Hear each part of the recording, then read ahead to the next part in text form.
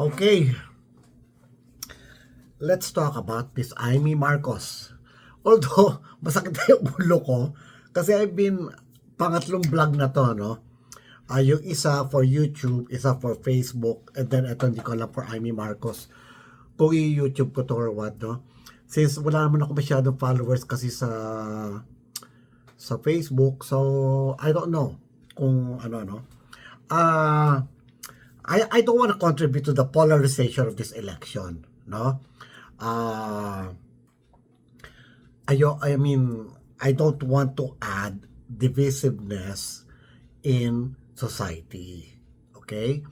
Alam nyo, lately, no, naisip ko, para bang instead of contributing divisiveness, fighting, why don't we, as Filipinos, why don't we just like unite and contribute something which will unify us instead of the divisiveness, right? So, yun yung naisip ko. And then, alam mo lately, ang dahil ko naisip actually, yung pagkapatay ni, ito naman ako kinora, no?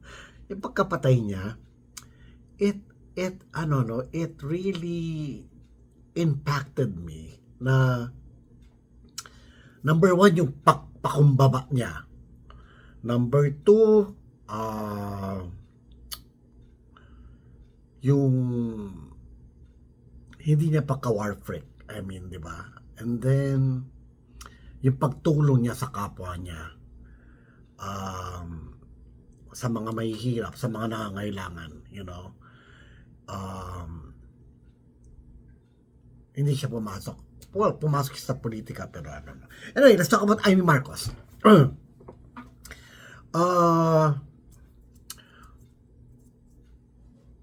want this to be fair and honest, no?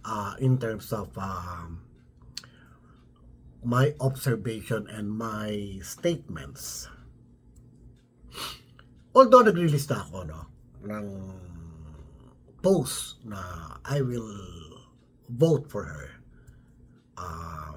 despite na, alam mo, okay, ganito yan. Ang hirap, ang dami factors kasi. Being a loyalist, okay? Number one, I'm not a loyalist. I'm never, hindi ako panatiko, no? For me, kung yung hinahangaan ko gumawa ng mali, edi mali. Di ba? Example lang, si Ninoy Aquino. Si Ninoy Aquino, I admired him so much nung bata ako lahat until lumabas yung, well, sinabi ng tatay ko mismo sa akin na hindi ko pinaniwalaan nung una, kasi nakita ng tatay ko, nangangampanya na ako kay Ninoy Aquino noon, nung KBL, no? He knew that I was so passionate about Ninoy Aquino at paano ko kabilib kay Ninoy Aquino during that time. Kinausap ako ng tatay ko. Sabi niya, Miko, baka hindi mo lang alam, marami rin pinapatay na yan si Ninoy. So una, kasi alam ko yung daddy ko, pro Marcos talaga. No, pro Marcos siya kasi of course he works in the government. Although naghihirap kami nung na-declare yung martial law, no. Tawag dito, sabi niya, so kala ko sinisiraan niya lang si Ninoy. Siyempre, ako yung idealist. Siyempre, bata ako noon. Passionate ako, you know. Hindi ko maniniwala sa ko, sinisiraan mo lang yan. Kasi si Marcos, ang dami rin pinapatay na tao na, you know, during martial law. Martial law na nun eh. And then, until I learned na mismo si Jovito Salonga ang nag-confess na ang Plaza Miranda bombing was co-planned by Ninoy Aquino and the Communist Party of the Philippines. Okay? Proven yan, and that's a fact. Okay? Si Jovito Salonga na yan, nagsalita, okay? Nasa libro ni Jovito Salonga yan. So, nawala ba yung pagkakangako kay Ninoy Aquino? Nandun pa rin. Pero, hindi ako pwedeng magbulag-bulagan na siya ay nagpasabog sa Plaza Miranda para manalo yung at magkagulo yung tao para lumaban kay Marcos, para to destabilize the government of Marcos during that time. So, now let's talk about Aimee. Like I said, hindi ako panatiko sa Aquino, hindi ako panatiko sa Marcos, hindi ako panatiko kay Duterte. No? Ba't yung TV ko parang nakabingi? Diyan ka lang. Anyway, yan, minumulto na ako, yung TV ko gumagalaw. So, let's go back. Putangin na 6 minutes na, Aimee Marcos, di pa ako nagsimula. Okay, Aimee Marcos was the rebel in the Marcos family ever since. Siya'y kumakalaban sa nanay niya. Hate na hate ni Aimee si Imelda. Hindi ko alam kung nagkapatawaran na sila, pero kung meron kumukontra kay Imelda noon, si Aimee yun. Okay? Ang kakampi ni Aimee talaga yung tatay niya. Close si Aimee kay Ferdinand, no? The senior. Then, siya yung eldest. Then, siya yung rebel nun. So, in a way, si Aimee naman marunong lumaro. Of course, hindi niya pwede kalabanan sarili niyang pamilya during that time. Although, ang dami niya nang sinabi nun, na nagpapahint na mali yung nanay niya, ganito, yung mga nag-i-impluwensya sa tatay niya, you know, si Ver, sila, Enrile, all the people surrounding Marcos, Danding, of course, the mother, Imelda, no? So, and then, nag-rebel yan eh. Kaya nagtanan nga yan, di ba? Tinanan niya ni actually hindi naman tinanan, talagang sinadya niyang mawala at sumama kay Manotok, kay Tommy Manotok, no? Talaga rebellious siya nun. Kasi nga gusto niya kabawalan doon sa pamilya niya. But at the end, wala siya magawa, but nawala yan, nakidnap yan. So, to bumalik doon sa palace, sa Malacanang Palace, no? So, malaking skandalo yon nung nawala yan. Siguro nawala siya 2 linggo, 3 linggo. I really don't remember kasi bata pa ako noon. Nung nag-disappearing akyan na nagtanan kay Manotok, no? Now, of course, syempre, ikaw rin, pamilya mo, no? Hindi mo malalaglag yan. Now, so what's in store? Syempre, nung sa palace, bata pa rin sila noon eh. Wala naman siyang power noon, hindi pa naman siya nakaupo as yata noon. Nakaupo yata noon si Bongbong lang yata. So, nung lumipad sila, wala siyang magagawa, no? Sa Hawaii, kundi sumama, no? So, anyway, so what's in store now with namatay na yung tatay, buhay yung nanay, pero yung nanay parang tahimik na lang. Of course, Imelda's really old, no? Amy is the type who will do the right thing. That is my perception. Hindi ko sinasabing siya yun. Okay, baka sabihin na naman nyo, nagdidikta ko. No. According to my perception, she is a person who is inclined to do the right thing and not the wrong thing. Nagkataon, pinanganak siya as Marcos. Okay? Of course, tainted ang family niya. Pero kung tutuusin mo, let's go to the records of Amy Marcos. Meron pa ka bang nabalitaan nag-embezzle si Amy under her name, na may kayamanan, may gold bullion, nung PCGG, nung panahon ni Cory?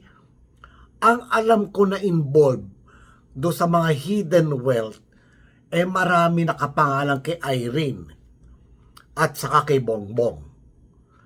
Kay Amy, I don't wanna quote, pero wala akong masyadong narinig. At nung kabataang barangay siya, wala akong narinig na nandaya siya, nagganito or whatever, or may in-embezzle siyang pera, or nang abuso siya ng mga kabataang barangay, or may pinapatay siya. Wala siyang ginawang ganon. So amongst the Marcoses, for me, she is the good one. Irene is a non-political, pero yung ano niya, galaw niya, ganon rin. Palihim. No? So, kumbaga si Amy yung, ito dapat gawin natin. So, actually, she was the one who saved the Marcos by supporting Duterte. Siya yun eh. Siya yung una nag-support kay Duterte. Pinasalamatan nga ni Duterte. You've seen it in the video. Tama? Okay. Tama yung move. Magaling si Amy. Huwag tayo kahit mahilig ka kontra mo ko, hindi mo matalino si Amy, whether you like it or not. Galit ka lang kasi nga hindi nyo napasunod. Hindi nyo napasunod na umamin siya, na aminin niya na bangag yung kapatid niya. Number one, katarantaduhan naman yun. Para sabihin, ito yung pagpa-hair follicle ta si BBM, ba't magagaling sa kanya? Bakit pag sinabi pa ni Amy na bangag kapatid ko, maniniwala kayo? Di ba hindi rin? Di ba sabihin mo, hindi, hair follicle ka. So that's stupid. Mahilig ka, no? Alam ko, inabangan mo na magsalita si Amy, but hindi niya pwede ilaglag yung niya, no? Kung bangag man yan, okay, kung addict man si Bongbong, hindi natin pwede i-crucify si Bongbong dahil addict. Okay? Pwede lang natin siyang pababain sa pwesto. Hindi porket addict, kailangan ipako mo na sa krus. Okay? Maraming addict. Marami tayong kamag-anak na addict. Okay? Pinapako ba natin sila sa krus? Di ba hindi naman? Sinave natin. Try natin i-save. Okay? Kaya nga galit kay Duterte dahil pinapatay. Another topic yun, no? Pag-usapan natin yun. Kasi I've spoken to a lot of people na they were against the drug war kasi nga naapektuhan sila, may napatay sa kamag-anak nila, yung tatay niya pulis, yung ganon. Maraming views. Now let's go back to Amy. Wala tayong magagawa. Talagang si Amy tinulungan si Duterte para maging presidente. Okay? May pera siyang inilabas. Hindi lang naman si Amy. Siguro mga 2 or 3 more. No? Andyan of course yung mga Florendo. I think. Okay? So, hindi natin maalis yun na magpasalamat ang mga Duterte kay Amy. Okay? Now, so Amy was the one who paved the way for Bongbong to run and then associated to Sara, and then na control si Marcos ng asawa niya, si Lisa, who took over, and then Romualdez with the katarantad one in Congress. Anyway, so yun. Now, shall we vote for Amy or not? For me, I will vote for Amy because I'm sure, sinabi niya nga to sa hearing niya I will do in all my powers for the arrest order, the second arrest order from the ICC not to happen again. So, ibig sabihin, andun si Sara Duterte doon sa second arrest order. So, hindi niya papayagan daw. Over my dead body, sinabi niya. So, I think, Amy, okay on the side of Duterte, this is a busy day. Daming calls. Anyway, well, business is good, no? Anyway, let's go back to Amy, no? May time pa ako despite nauubusan na ako ng pera, wala na akong pera. So, kailangan ko maghanap buhay, then nagbablog pa ako, di ba? I have to do my passion. You know, you only live once. So, enjoy. So, wala akong pakialam kung magutom ako. Basta masaya ako. Alam mo, yun lang ako. Basta masaya ako. That's it. You know? Peaceful internally. Not because of drugs, not because of alcohol, not because of anything. Okay? Now, so si Amy, yun nga,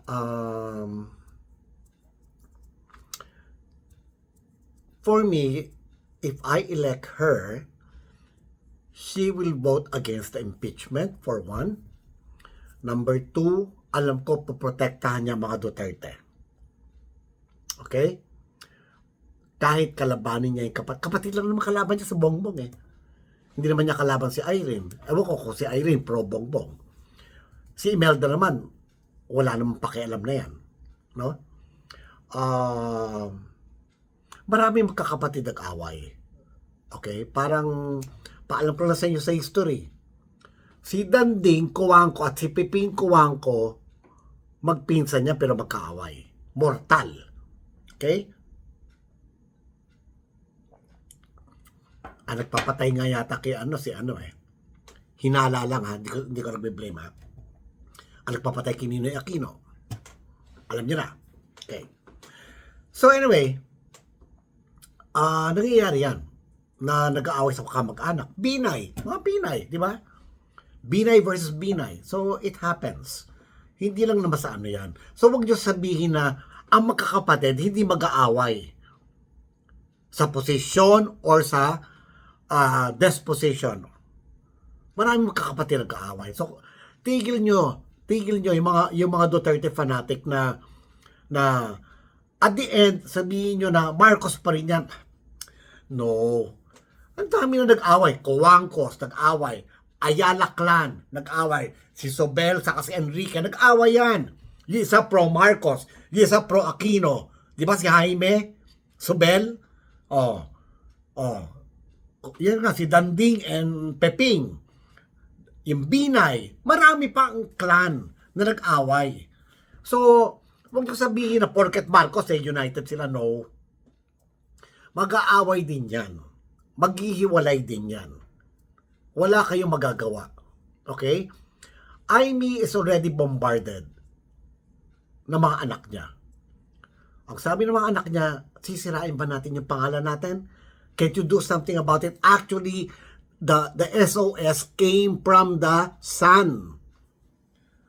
Yung governor. Ayan, chismis ko na sa inyo. Sinabi niya, Ma'am, wala pa tayong gagawin dito. Nasisira na yung pangalan natin, nasisira na yung legacy natin dahil sa buwisit na babaeng to. Okay? So that's how it started, no? So if you still doubt that, Amy, at the end, ibibetray si nasa inyo yan. So, I'm talking to Pro Duterte muna, no? So, yon na give her a chance. Okay? I don't think so she will do it. Amy, okay. For me, Amy is the fiscalizer. So, makinig kayo Pro Duterte and Pro Marcos. She is the only bridge that can prevent a civil war in the Philippines. Tandaan niyo yun. Kung meron man mediator na maiiwan dyan, si Amy yan. Sino magiging mediator? Yung nagpapatakbo ng Malacanang, lulong na lulong sa droga. Di ba? Si Ahas, mas lulong yun. Okay? Siya muna tinitira nun. Hindi na cocaine. Okay? So, sino pang matino maiiwan na mag-mediate? Paano kung mag-declare ng martial law yan? Kung alam nila talo sila sa eleksyon at alam nila mabubuo yung coalition at makukuha nila majority of the house, don't you think mag-worry yan? Kasi nga pwede ma-impeach si Bongbong. Kaya nga, hinain na ng Duterte Youth yung impeachment. Kasi alam nila, makukuha na nila yung majority. Kaya nga si Sara Duterte, nagbayan-bayan na sa bawat congressman, tinataas yung kamay. Diba? And then makukuha pa nila yung Senado. Talaga may impeach yan. So anong remedy nila Marcos? Martial law. Bibilin ko yung mga sundalo, bibilin ko yung mga general, magma-martial law tayo. Now, sabihin nyo, sa martial law, kailangan approve ng Congress Di hindi martial law gagawin nila. Gagawin nila revolutionary government. Wala ng konstitusyon. Ano mangyayari? Civil war. And who can prevent it? Amy Marcos lang. Amy Marcos is the one na pwedeng mag-mediate in the middle. Siya lang pwede magsabing, huwag niyong i-declare yan. Remember, maraming bala si Amy. Maraming bala si Amy sa Marcos. Okay? Pwede niya ibunyag yung mga hidden wealth. Pwede niya ibunyag yung mga nasaksihan niya. Imposible walang mga videos yan at mga pictures na tumitira yan sila yung mga nasa Malacanang. Imposible yun. Meron yan. Okay? So, yun nga, kung ako sa inyo, sorry hindi buo. Ang dami kasi, ang dami nagte-text